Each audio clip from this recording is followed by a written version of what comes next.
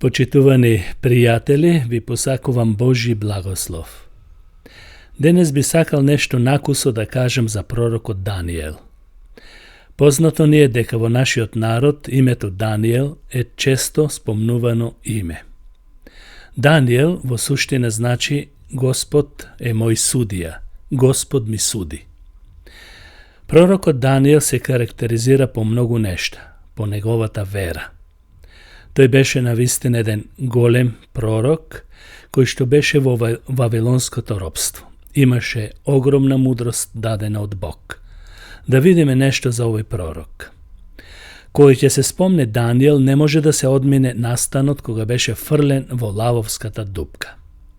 Даниел немаше никаква вина за да се најде таму во таа дупка. Но во овој свет, заради верата во Исус, заради верата во Бог или нешто друго, може секој без вина да се најде на некое непосакувано место, во затвор, во дупки, во пештери и слично. Силната вера на Даниел е мотивација за сите нас. Исус вели: имајте вера во Бог. Еве едно кусо видување за Даниел. Например, во времето на пророкот Даниел, кога израелците беа во вавилонското робство, имаше еден цар по име Дарии. Може би мнозина од вас не сте го слушнале. Даниел во тоа време се разликуваше по многу нешта од неговите пријатели. Се разликуваше и по вера, бидејќи му служеше на Јахве, израелскиот Бог. Тогаш советниците на Дарии му предложија во неговото царство да нема некој што ќе упатува молитва на друг Бог или на човек, освен на царот Дарии. Тоа требаше со печат да се потврди од царот, кој што се согласи и даде наредба, ниту еден човек да не се поклони на друг Бог или човек, туку само нему.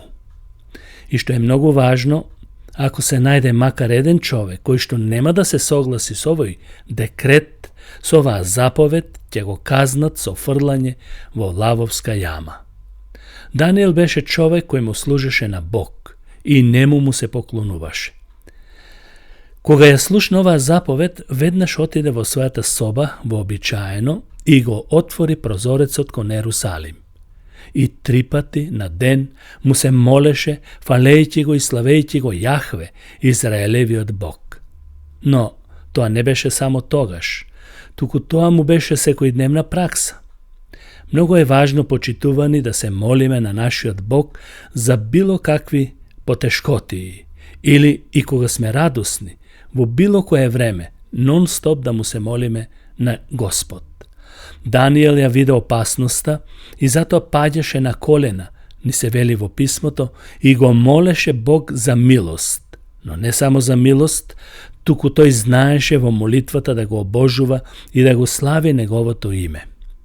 Молитвата не е само, почитувани, барање, простување или милост, туку и обожување и славење на вечниот Бог и величествата Божи. Противниците знае дека Даниел нема да се откаже од неговиот Бог и откако сознаа дека тој му се моли на Бог, Јахве, израелскиот Бог, тие го наклеветија и го фатија, водејќи го пред царот.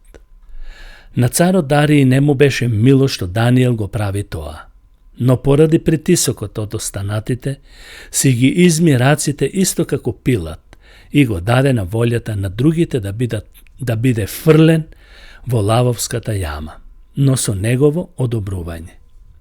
Го однесоа кај гладните лавови и го фрлија во јамата, во дупката. Но, почитувано, ова е многу важно, но лавовите како да немаа уста. Господ се симна и ги затвори устите на лавовите. Бог го спаси и му помогна. Бог им ги затвори устите и не му наштетија во ниеден случај. Царот, кога дојде да го побара, мислејќи дека се е завршено, го викна Даниел. А тој од лавовската јама извика: „О цару, да бидеш жив довека! Мојот Бог го испрати својот анѓел, па ги затвори устите на лавовите. Тие не ме повредија, зашто сум невин пред него. Па и пред тебе, цару, јас сум без вина. Тоа е запишено во Данијел 6 глава 21 и 22 стих. Царот многу се израдува кога го слушна гласот и кога го виде дека е жив. Затоа, откако го извади од смртта, лавовската јама, царот заповеда да бидат фрлени сите оние кои беа против Данијел. Кој копа јама, тој самиот во неа паѓа. А кога ги фрлија непријателите на Данијел, тие уште не беа спуштени на дното, се најдоа во лавовските усти, распарчени, зашто овие лавови плюс тоа беа гладни. Молитвата беше клучна во овие тешки моменти на Данијел, што ги преживуваше овој херој на верата. Данијел веруваше во живиот Бог и во ниеден случај не се посомнева или подклекне откажувајќи се од живиот Бог. Данијел живееше за Бог и го сакаше Бог. Неговата вера беше силна, а резултатите од тоа се познати и поучни до денешен ден. Дали ние почесто клечиме на колена со отворени прозорци кон небото? Мислам дека за мнозина време е тоа да почнат да го практикуваат. Имај вера како Данијел. А крајниот исход од сето оваа драма беше овој. Тогаш царот Дарий им напише на сите племења, народи и јазици, што живеат по сета земја, да изобилувате со мир.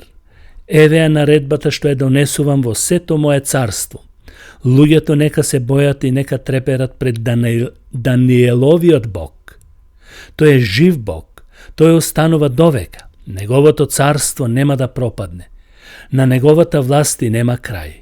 Тој избавува и спасува, прави знаци и чудеса на небото и на земјата.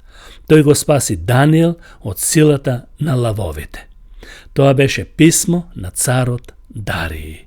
Нека му е слава на нашиот Господ Бог, кој ни дава сила и храброст да му се молиме во секое време кога ни треба помош. Слава ти, Исусе. Амин.